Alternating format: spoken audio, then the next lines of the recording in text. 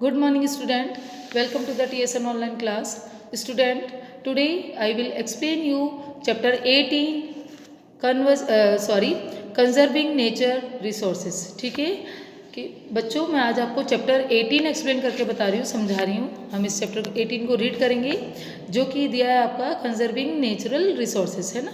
कि जो हमारे नेचुरल रिसोर्सेज जो कि हमने प्रीवियस चैप्टर में पढ़े थे, है ना, पिछले चैप्टर में हमने देखे थे नेचुरल रिसोर्सेज क्या क्या थे. Water, soil, air and petroleum, oil वगैरह, है ना, फ्यूल्स वगैरह हैं, और मिनरल्स वगैरह हैं. ये सब हमने जो रीड किए पिछले चैप्टर में, तो ये सब हमारे नेचुरल रिसोर्सेज है ना. तो इनको हमें कैसे कंजर्व करके रख सकते हैं, इसके बारे में इस चैप्टर में हम पढ़ेंगे कि किस तरह से हमें इन्हें कंजर्विंग करके रखना चाहिए, है ना. किस तरह से हमको इनका ध्यान रखना चाहिए, सुरक्षा करनी चाहिए और बचा के रखना चाहिए. Fine, let start. The well-being of environment plays a very important parts in our lives. When we talk about our environment, we talk about the air, water, and the soil, and the plant and the animals around us. The plants, animals, and the other human beings make up our biotic environment, while the air, water, soil, rocks, etc. make up our abiotic or physical environment. देखिए बच्चों, environment हमारे life का बहुत ही important part होता है ना. हमारे जीवन में एनवायरनमेंट मीन्स जो पर्यावरण है वो बहुत इंपॉर्टेंट रोल प्ले करता है ना, जिसमें कि हम रहते हैं, जिसमें कि ऑल लिविंग थिंग्स वहाँ पे मतलब जीवन जीता है ना, जिसमें कि अपना जीवन यापन करते हैं पूरे ह्यूमन बीइंग या ऑल लिविंग थिंग्स, है ना. वो कहलाता है बच्चों एनवायरनमेंट या पर्यावरण. ठीक है. और एनवायरनमेंट में बच्चों हम किस किस चीज़ों की बात कर सकते हैं, जैसे कि एयर, वाटर, सॉइल, प्लांट्स, है ना. ये सब क्या है, और एनिमल्स जो कि हमारे चारों तरफ हैं, ये सब क्या है, हमारा एनवायरनमेंट कहलाता है. ठीक है बच्चों. अब एक चीज़ समझिए बच्चों, इसमें दिया है कि जो हमारे प्लांट्स, एनिमल्स और ह्यूमन बीइंग मतलब जो लिविंग थिंग्स है, ये कहलाते हैं बायोटिक एनवायरनमेंट. क्या कहलाते हैं बच्चों? बायोटिक एनवायरनमेंट, मतलब जैविक एनवायरनमेंट कहलाते हैं, पर्यावरण कहलाते हैं. ठीक है. और दूसरे अदर साइड हम देखते हैं जैसे कि air, water, soil, rock etcetera, और भी जो नेचुरल थिंग्स होती हैं बच्चों, ये सब कहलाती है एबायोटिक एनवायरनमेंट, या इसको हम फिजिकल एनवायरनमेंट भी बोलते हैं ना, अजैविक जिसे कहते हैं. फाइन, चलिए नेक्स्ट पैराग्राफ देखते हैं. नेचुरल रिसोर्सेज जो कि हम पिछले चैप्टर में कर चुके हैं, एक बार फिर से देखते हैं. और biotic and abiotic environment provide us with all things that are necessary for our existent on planet earth and are called natural resources. देखिए बच्चों, बायोटिक और एबायोटिक एनवायरनमेंट, ये दोनों चीज़ें मिलकर हमारी अर्थ और प्लेनेट पे जो होता है, ठीक है, ये सब हमारे एनवायरनमेंट में शामिल होते हैं. फाइन. इसके अलावा है biotic stand for living and abiotic stands for non living. Biotic जो होता है बच्चों, ये किसके लिए काम में लिया गया, ये वर्ड किसके लिए यूज़ में लिया गया, ये लिविंग थिंग्स के लिए यूज़ में लिया गया. मैंने आपको पहले भी समझाया है ना. और एबायोटिक जो वर्ड है बच्चों, ये नॉन लिविंग थिंग्स के लिए यूज़ में लिया गया है. नॉन लिविंग थिंग्स आप जानती हैं, है ना, जो कि जीवित नहीं होती, मतलब जैसे कि फर्नीचर होते हैं, है ना, सॉइल, रॉक वगैरह होते हैं, वाटर, एयर होते हैं, ये सब नॉन लिविंग थिंग्स है. तो ये क्या है बच्चों? एबायोटिक. फाइन.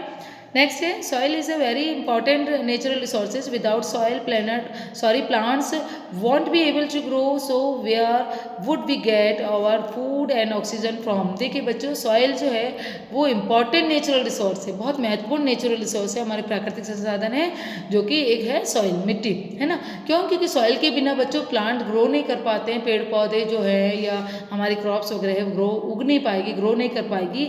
और इसके अलावा जिसकी वजह से अगर ये प्लांट्स और हमारे जो पेड़ पौधे वगैरह हैं बच्चों, ये अगर पनप नहीं पाएंगे, उग नहीं पाएंगे, या वो पैदा नहीं हो पाएंगे, तो बच्चों इनकी वजह से हमारे को फूड की प्रॉब्लम होगी, और सबसे ज़्यादा ऑक्सीजन की प्रॉब्लम हो जाएगी. हमें ऑक्सीजन कहाँ से मिलेगी?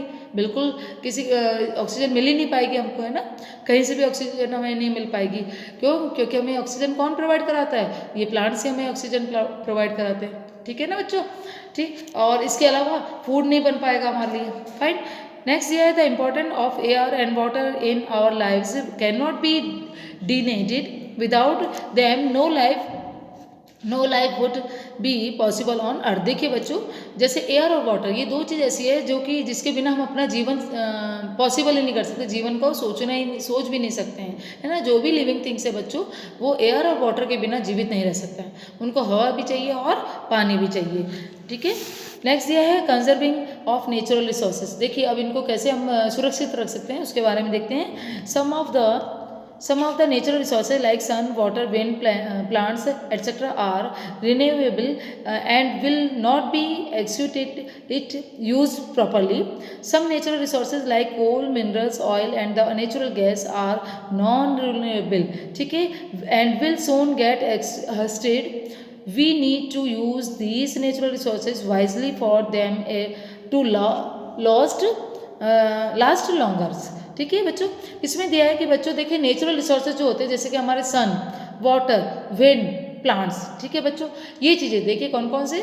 सन मीन्स लाइट, जो प्रकाश होता है सूरज की जो रोशनी होती है वो, उसके अलावा पानी, हवा, पानी और प्लांट्स, पेड़ पौधे, ये बच्चों रिन्यूएबल थिंग्स होती है, मतलब कि इनको हम फिर से बना सकते हैं। फिर से ये चीज़ जैसे हमने इसका जितना यूज़ ले लिया है ना, बहुत सारी चीज़ें इनमें से बहुत सारी मात्रा में यूज़ में ली गई, फाइन, लेकिन ये फिर से बन जाती है ना, दोबारा से पैदा हो जाती है, दोबारा से ये जैसे प्लांट्स है, अगर हमने उनको तोड़ दिया कर दिया, हम उसको दोबारा लगाएंगे, दूसरे प्लांट्स को और उगाएंगे तो फिर से प्लांट्स लग जाते हैं, ठीक है। ऐसे ही हवा, पानी वगैरह जो है बच्चों ये फिर से बन जाती है, फिर से रिसाइकिल हो जाती है और फिर से बन जाती है। लेकिन नेचुरल रिसोर्सेज में बच्चों कुछ चीज़ें ऐसी है जैसे कोल, मिनरल्स, ऑयल्स है, नेचुरल गैस है, ये नॉन रिन्यूएबल है, ये मतलब फिर से दोबारा से नहीं बन पाती है ना। इनको अगर इनका हमने यूज़ लिया और इनकी खपत हो गई, जैसे इनको हमने यूज़ में ले लिया और इनको ख़त्म करते गए, जितनी मात्रा में हम इनको ख़त्म करते जाते हैं वो फिर से उतनी मात्रा में वापस से रिप्रोड्यूस नहीं होती है, फिर से उनका उत्पादन फिर से उतना नहीं हो पाता है ना बच्चों। तो ये चीज़ें बहुत कीमती होती है हमारे लिए, प्रेशियस है, तो इसको हमें मतलब सोच समझ कर यूज़ में लेना चाहिए, फाइन।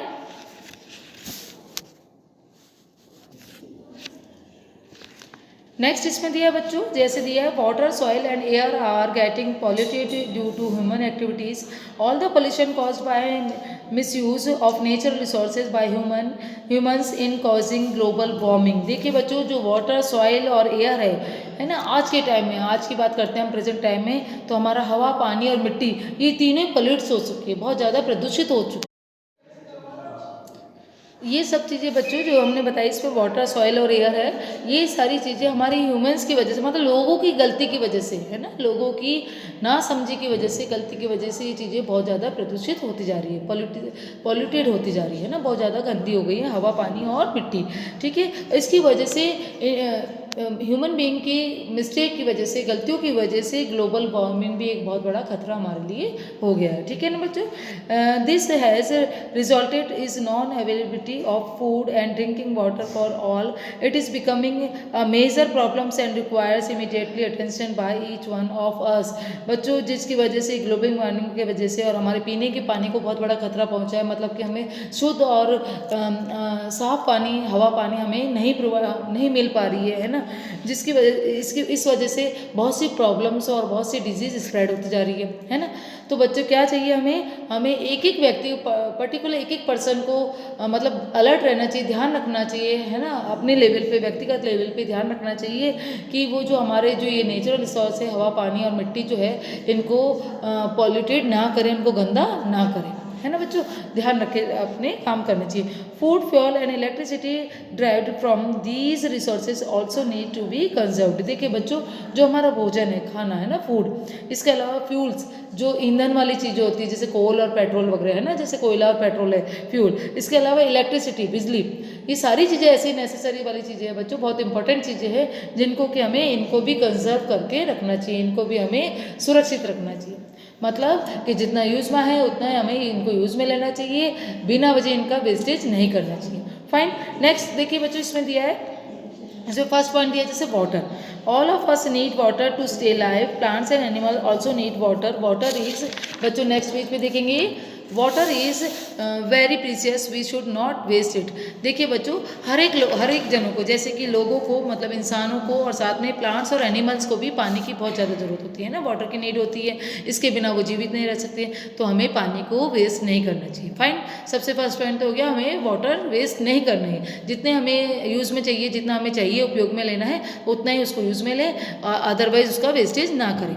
नेक्स्ट दिया, here are some ways in which we can save water. यहाँ पे कुछ ऐसे वेज उपाय बताए गए हैं जिसकी वजह से हमें वाटर को सेव कर सकते हैं, पानी को सुरक्षित रख सकते हैं। फर्स्ट दिया है, we should not waste even a single drop of water and use only as much as we need. हमें पानी को उतना ही, वाटर को इतना ही यूज में लेना चाहिए जितना हमें ज़रूरत है, आवश्यक है। इसके अलावा एक बूंद भी पानी हमें वेस्ट नहीं करना चाहिए। नेक्स्ट इसमें दिया है बच्चों, नेक्स्ट दिया है, we should turn off taps when they are not in use. हमें टैप को, नलों को उसी समय बंद कर लेना चाहिए जबकि हमें उसका यूज़ नहीं है। जितना हमें चाहिए टैप को उतना ही ओपन करो, उतना ही खोलो जितना यूज़ में लेना है। उसके अलावा जैसे ही हमें उसकी नीड नहीं है, हमें पानी नहीं चाहिए, हमें टैप को फ़ौरन बंद कर देना चाहिए, पानी को खुला नहीं छोड़ना चाहिए, है ना, नलों को खुला नहीं छोड़ना चाहिए। नेक्स्ट यह है, showers waste water use a bucket and mug instead. देखिए शावर से आप देखते होंगे मोस्टली आज के टाइम में क्या हो गया बच्चों, मोस्टली लोग जो वॉशरूम में मतलब अपने बाथरूम में जब नहाते हैं, बात लेते हैं, नहाते हैं बच्चों, तो शावर का यूज़ लेते हैं ना, शावर से वो बाथिंग करते हैं, नहाते हैं। तो बच्चों उससे क्या होता है, वाटर बहुत ज़्यादा वेस्ट होता है, बहुत ज़्यादा वेस्ट, अननेसेसरी वो पानी चलता रहता है शावर का और वो वेस्ट होती है। और आप जैसे छोटे बच्चे तो और एंजॉय करते हैं ना, शावर के नीचे नहाते रहते हैं, वो एंजॉय करते रहते हैं, ये नहीं देखते हैं, वो समझ नहीं पाते हैं कि हमारा वाटर कितना वेस्ट हो रहा है, पानी कितना वेस्ट हो रहा है। इसकी बजाय हमें शावर की बजाय बच्चों बाल्टी और मग से यूज में लेना चाहिए, बाल्टी और मग से नहाना चाहिए। नेक्स्ट ये है, cars need not to be waste daily, wash daily, they can be clean with a wet cloth. Car वगैरह आप देखते होंगे मोस्टली सभी घरों में देखते हैं आप लोग, जो 4 व्हीलर होते हैं, कार वगैरह हैं, बाइक वगैरह है, तो वो उसको पाइप से लगा के धोते हैं, वॉश करते हैं, है ना, उसको आराम से खूब, या फिर तो बाल्टी मग से उसको धोएंगे खूब अच्छे से, या फिर पाइप लगा के बड़ा सा और पानी फैलाते रहेंगे और उसको खूब अच्छे से धोते रहेंगे। नहीं, आप बच्चों ये अपनी जो व्हीकल्स होते हैं, कार या बाइक वगैरह, 2 व्हीलर जो होते हैं या 4 व्हीलर, इनको बच्चों आप गीले कपड़े से भी साफ कर सकते हैं, है ना, उससे भी साफ कर सकते हैं, उससे आराम से क्लीन हो जाता है। तो इसके लिए इतना वाटर वेस्ट करने की जरूरत नहीं होती है। फाइन। नेक्स्ट ये, rain water harvesting is also an important method of saving water. Rain water harvesting system, जो कि पानी को इकट्ठा रखना, बारिश के पानी को किस तरह से हम कलेक्ट करके रख सकते हैं, ये एक बहुत इंपॉर्टेंट मेथड है वाटर को सेव करने का। फाइन। तो आप लोग अपने घरों में भी और जहाँ भी देखते हैं आप देखिए कि जब भी बारिश ज़्यादा होती है तो उस पानी को आप कलेक्ट करके रख सकते हैं, इकट्ठा करके रख लीजिए, जब आपको पानी की नीड हो, जब कहीं बारिश नहीं होती तब वो यूज़ में आ सकते हैं। Fine. Next year, rain water harvesting is a way to collect the rain water. This water is stored above ground और underground in reservoirs and it use later. Rain water gets collected natural in rural area, in open places and in water bodies such as lakes and ponds, but it's congested metropolitan cities. We need to create method to collect and store rain water. देखिए बच्चों, rain water harvesting system आप जानते हैं, अपन सब जानते हैं क्या होता है, पानी को कलेक्ट करके रखना। अब कैसे, अलग अलग तरीके से हो सकता है बच्चों। देखिए जैसे एक तो डीपली अपन अंडरग्राउंड वाटर हो जाता है, जैसे कि हमने पानी जमीन के अंदर कोई टैंक वगैरह बना लिया अच्छे से, है ना, हौद वगैरह बना लिया, उसमें पानी इकट्ठा होता है, या फिर बारिश का पानी बह के अंदर कुओं वगैरह में, नदी नाला तालाबों में इकट्ठा हो जाता है, कुओं में इकट्ठा हो जाता है। तो ये भी एक पानी कलेक्ट करने का अच्छा रिसोर्स है ना बच्चों, अच्छा साधन है कि हम पानी को इकट्ठा कर रहे हैं। दूसरा बच्चों, रूरल एरिया जो होते हैं बच्चों, गाँव वगैरह में, वहाँ पे क्या करते हैं, बड़े बड़े इस तरह से लेक पॉन्ड और वो तो होते ही हैं, इसके अलावा वो बड़े बड़े टैंक जैसे बना लेते हैं ना, जमीन में गड्ढा वगैरह खुदवा के उसमें पानी कलेक्ट, रेन वाटर को कलेक्ट करके रख सकते हैं। लेकिन बच्चे बड़े बड़े जो शहर होते हैं ना, बहुत बड़े बड़े शहर होते हैं, वहाँ पे इस तरह का उनको सुविधा नहीं हो पाती है ना कि वो बड़े बड़े टैंक वगैरह खुदवा के वाटर को कलेक्ट कर सके।